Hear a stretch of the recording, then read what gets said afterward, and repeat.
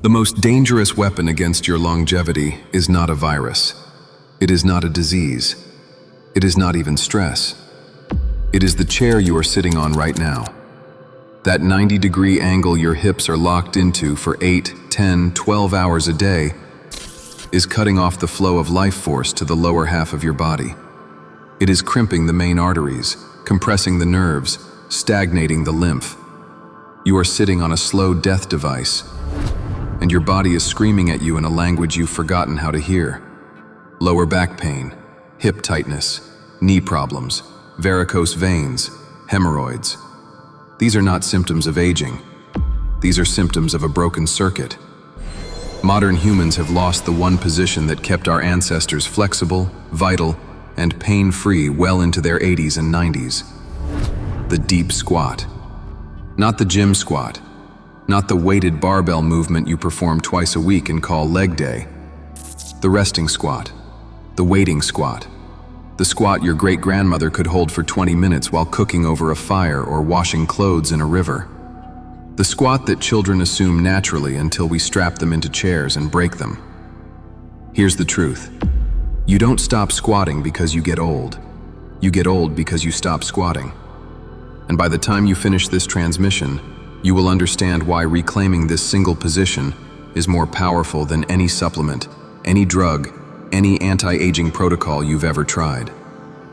Let me show you what's happening in your body right now. When you sit in a chair, your hips flex to 90 degrees, your pelvis tilts backward, your spine compresses, and every major vessel that runs from your torso to your legs gets kinked. Think of a garden hose. When you bend it sharply, the water stops flowing. That's what's happening to your femoral arteries, your iliac veins, your sciatic nerves. Blood can't circulate properly. Nutrients can't reach the tissues. Waste products can't leave. And because your lymphatic system has no pump, no heart to push it along, it relies entirely on muscular contraction and gravitational pressure to move. When you sit, the lymph in your pelvis and legs stagnates. It pools. It thickens. It becomes a swamp. Metabolic waste accumulates in your hip joints, in your pelvic floor, in the deep tissues of your thighs. Cellular debris, oxidized proteins, dead immune cells. All the garbage your body is supposed to flush out through movement. But you're not moving. You're sitting. And that stagnant waste begins to calcify, to harden, to literally rust your joints from the inside. This is pelvic stagnation, and it's aging you faster than anything else you're doing. Your lower body becomes a graveyard, a toxic dumping ground, and the effects radiate upward. Your digestion slows, your sexual vitality declines, your energy drops. In Ayurveda, they call this a blockage of Apanavayu, the downward moving wind, the energetic current responsible for elimination, grounding, and reproduction. When Apana is blocked, everything backs up. Constipation, urinary problems, hormonal imbalances, anxiety. You become ungrounded, disconnected from the earth, disconnected from your own roots. And modern medicine has a name for this too: sedentary death syndrome. The World Health Organization now lists physical inactivity as the fourth leading risk factor for global mortality. Not smoking, not obesity, inactivity. Specifically, the loss of functional range of motion in the hips. Your hips are the hydraulic system of your body. When they compress fully, when they move through their entire range, they create pressure waves that pump blood, stimulate bone density, and trigger hormonal cascades. But when you lock them at 90 degrees for years, for decades, that system shuts down. And here's what most people don't understand. The deep squat is not just a stretch. It's a biological trigger. When you descend into a full squat, when your hamstrings touch your calves and your hips drop below your knees, you activate the largest muscle groups in your entire body. Your glutes, your quadriceps, your adductors. These are not just muscles, they're endocrine organs. When you load them with your body weight, when you create mechanical tension through deep flexion, they release anabolic hormones, testosterone, growth hormone, insulin-like growth factor.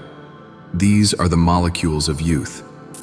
The signals that tell your body to build, to repair, to regenerate.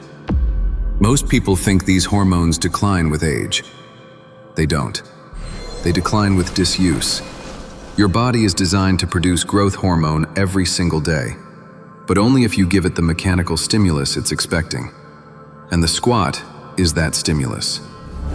This is mechanotransduction, the process by which physical force is converted into biochemical signals. When you compress a cell, when you stretch a tissue, when you load a bone, you send information to the nucleus. You tell the DNA what to express. Sit in a chair all day, and you tell your genes, we are sedentary, we are dying. Stop producing vitality hormones, start breaking down. Squat deeply every day, and you tell your genes, we are mobile, we are strong, we are alive. Rebuild us. The ancient yogis understood this without microscopes or blood tests. They called the deep squat malasana, the garland pose, and they positioned it at the base of all practice because it activates Muladhara, the root chakra. This is not mystical poetry. This is somatic reality. The pelvic floor is the foundation of your entire structure. When it's weak, when it's tight, when it's disconnected, everything above it compensates. Your spine curves, your shoulders round, your neck cranes forward. But when you squat, when you descend into the earth and allow gravity to open the hips, you re-engage the pelvic floor. You restore the foundation. Blood flows, lymph drains, energy grounds. You reconnect the circuit. And there's one more thing the squat does that nothing else can replicate. It creates intra-abdominal pressure. When you're in a deep squat, your organs are compressed gently but firmly. Your intestines, your bladder, your reproductive organs. This pressure massages them. It stimulates peristalsis. It enhances digestive fire. This is why traditional cultures squat to eliminate. It's the natural position, the anatomically correct position.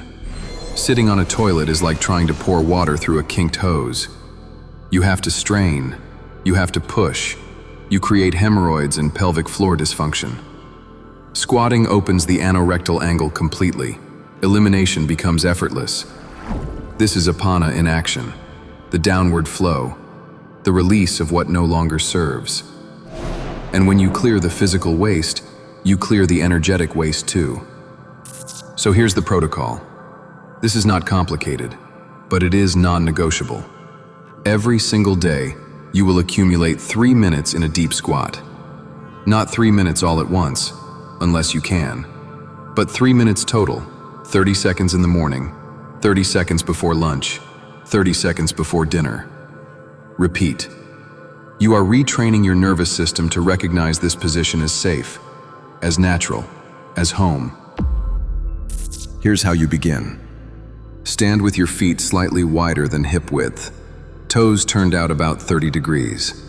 Place your hands in prayer position at your heart, or hold on to a door frame, or a countertop. Use assistance. There is no shame in modification. There is only intelligence. Now descend, slowly. Let your hips drop back and down. Keep your heels on the ground. If they lift, widen your stance. If they still lift, place a rolled towel under them. Go as low as you can while keeping your spine neutral. For some of you, that will be halfway. For others, you'll drop all the way down. It doesn't matter where you start. It matters that you start. Once you're in the bottom position, breathe. Deep, slow, into the belly. Feel the pressure building in your hips, that tightness, that resistance. That is not pain. That is the rust breaking off. That is scar tissue releasing. That is decades of stagnation beginning to move. Stay there. Breathe into it. Let gravity do the work. Your body will fight you at first. your hip flexors will scream. Your ankles will feel like they're going to snap. This is your nervous system protecting you from a range of motion it thinks is dangerous. But it's not dangerous. It's forgotten. And every day you spend 3 minutes in this position, you remind your body what it was designed to do. After 1 week, you'll notice your digestion improves. After 2 weeks, your lower back pain will start to fade. After 1 month, you'll be able to sit on the floor and stand up without using your hands. After 3 months, you'll move like you did when you were a child. This is not flexibility training. This is age reversal. You are restoring function, restoring circulation, restoring the hormonal environment of a younger body. Every minute you spend in the deep squat is a message to your cells. We are not done. We are not declining. We are rebuilding. The ancient masters didn't squat to show off.